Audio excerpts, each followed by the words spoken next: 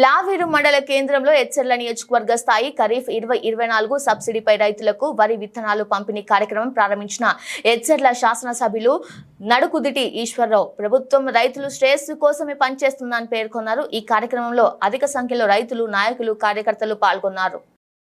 చేస్తున్న పనిలో మొదటి పనిదినం అతి ముఖ్యమైన కార్యక్రమం రైతుల యొక్క విత్తనాల పంపిణీ కార్యక్రమం. నేను శాసనసభకి వెళ్ళి ప్రమాణ స్వీకారం పూర్తి చేసిన తర్వాత పబ్లిక్ కార్యక్రమాల్లో పాల్గొందామని అనుకున్నాను మొదట. కానీ సమయాభావం, వర్షాలు పడుతున్నాయి, రైతులకు విత్తనాలు అందజేయాలి, తడారిపోతే విత్తనాలకు మళ్ళీ ఇబ్బంది కలుగుతుంది అనే ఉద్దేశాన్ని దృష్టిలో ఉంచుకొని ఈరోజు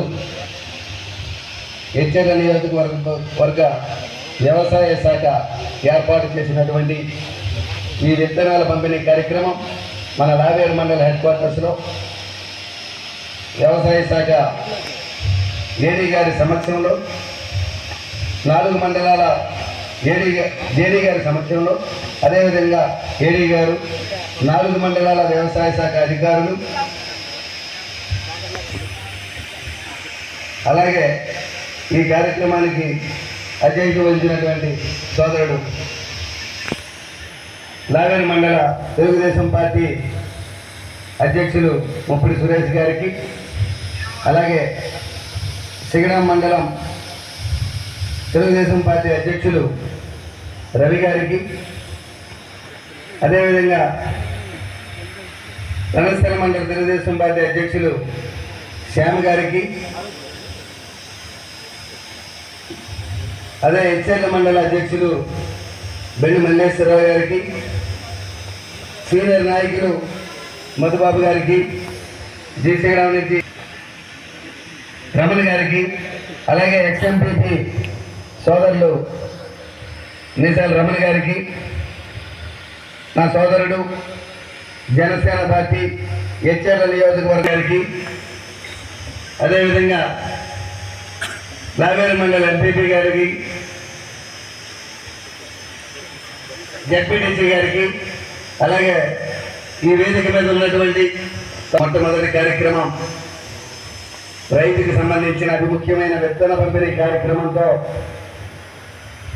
విత్తనం నాటితేనే మొక్క మొలుస్తుంది, మొక్క మొలిస్తేనే చెట్టు అవుతుంది, చెట్టు అయితేనే కాయిస్తుంది అనే చిన్నప్పుడు చదువుకున్న పదం ఈరోజు మళ్ళీ నాంది పలుకుతున్నాం.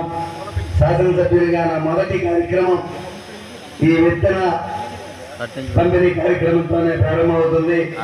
ఈ విత్తన పంపిణీ కార్యక్రమం ద్వారా రైతులందరూ కూడా 4 మండలాల్లో కూడా విత్తనాలు తీసుకొని మన ఎచ్చర్ల నియోజకవర్గం వ్యవసాయానికి అతి ముఖ్యమైన నియోజకవర్గం. 70% వ్యవసాయం మీద ఆధారపడినటువంటి నియోజకవర్గం మన ఎచ్చర్ల నియోజకవర్గం. శ్రీశైలం లావేరు మండలాలు చూస్తే ఈరోజు కూడా 100% 2 మండలాలు కూడా 100% పూర్తిగా వ్యవసాయ ఆధారం మీదే ఉన్నటువంటి మండలాలు. ఎచ్చర్లలో కొంత భాగం ఎడ్యుకేషన్లో యూనివర్సిటీలు ఉన్నప్పటికీ ఎచ్చర్లు కూడా పూర్తిగా వ్యవసాయ ఆధారపు మండలం. రణస్థలంలో మాత్రం పారిశ్రామికంగా కొంత అభివృద్ధి చెందిన ప్రాంతం అయినప్పటికీ కూడా ఇప్పటికీ కూడా పూర్తిగా 60% పైన వ్యవసాయదారులైన భూమి. వ్యవసాయం బాగుంటేనే మనకి తిండి వస్తుంది. ఈరోజు తలసరి ఆదాయం పెరగాలంటే రైతు యొక్క ఆదాయం పెరగాలి. రైతు ఆదాయం పెరిగితేనే మనం అభివృద్ధి చెందిన వాళ్ళం. రైతు ఆదాయం పెంచాలంటే వ్యవసాయం మనకి లాభదాయకంగా ఉండాలి. రైతుకి ఈరోజు రైతుకి నీరు రాని సమయం, వ్యవసాయం పండించాలి, ఇప్పటి వరకు నీరు లేదు. 2019 వరకు అప్పటి ముఖ్యమంత్రి, ఇప్పటి ముఖ్యమంత్రి మన ప్రీతమ నాయకులు చంద్రబాబు నాయుడు గారు తోటపల్లి కాలువ ద్వారా మనకి నీరిస్తే 3 మండలాల్లో కూడా తోటపల్లి కాలువ ద్వారా సుమారు 23,000 ఎకరాలకి 3 మండలాల్లో కూడా నీరు వచ్చింది. రణస్థలము, లావేరు, జీసగడం మండలాలతో కలిపి సుమారు 23,000 ఎకరాలకి 24,000 ఎకరాలకి మనకి వ్యవసాయానికి నీరు వచ్చింది. పూర్తిగా పంటలు పండాయి. మొదటి నుంచి ఉన్నటువంటి మట్టువలస ప్రాజెక్టు ద్వారా 6,000 ఎకరాలకి నీరు ఎప్పుడో వస్తుండేది. అలాగే హెచ్చర్లలో ఉన్నటువంటి నారాయణపురం ప్రాజెక్టు ద్వారా కూడా 6,500 ఎకరాలకి నీరు వచ్చాయి. కానీ మన దురదృష్టం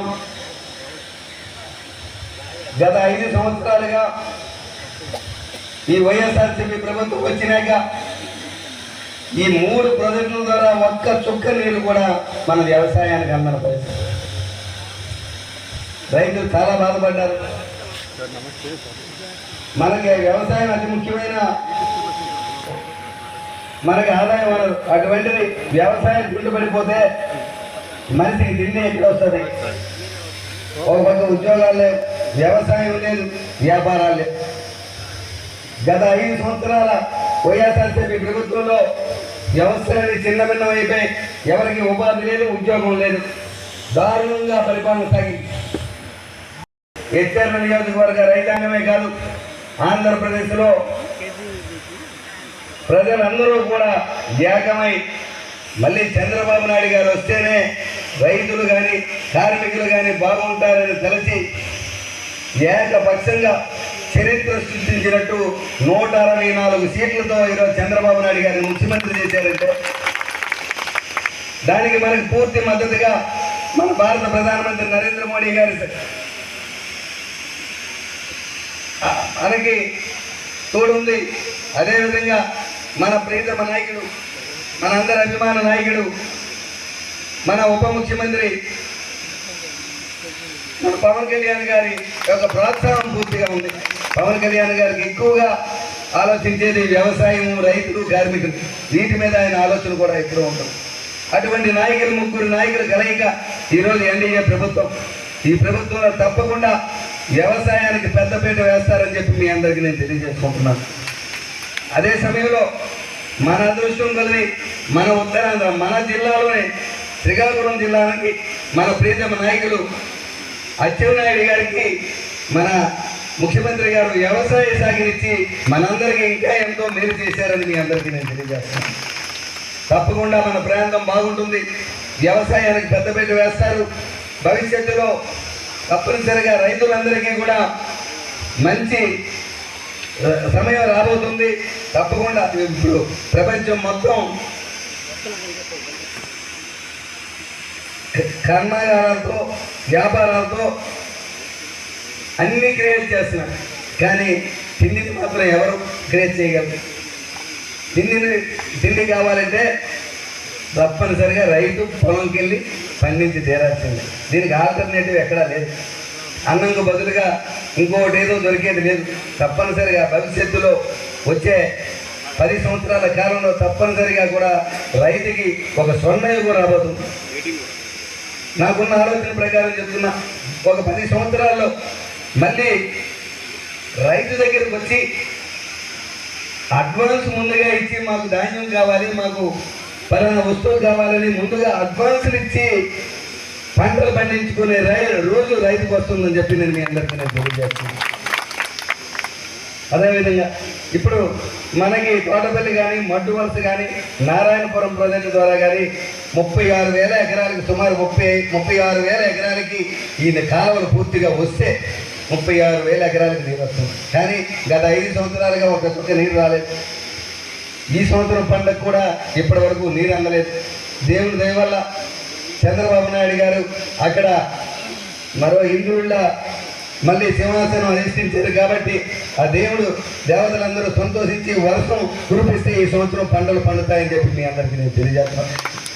వచ్చే ఖరీఫ్ నాటికి తప్పనిసరిగా ఈ 3 కాలువల ద్వారా నీరు అందించే బాధ్యత నాదని చెప్పి మీ అందరికీ నేను తెలియజేస్తాను. ఎట్టి పరిస్థితుల్లోని ఈ 3 కాలువల ద్వారా పూర్తిగా నీరందించి మనం వ్యవసాయాన్ని మన హెచ్చర్ల నియోజకవర్గంలో రైతులందరినీ ఆదుకుంటామని నేను ఎన్నికల్లో ఏదైతే మాట ఇచ్చానో అదే మాట కట్టుబడి తప్పనిసరిగా వచ్చే ఖరీఫ్ నాటికి తప్పనిసరిగా మీరందరికీ కూడా నీరు ఇస్తానని చెప్పి అందరికీ మాటిస్తూ మనకి సుమారు ఇప్పుడు హెచ్చర్లు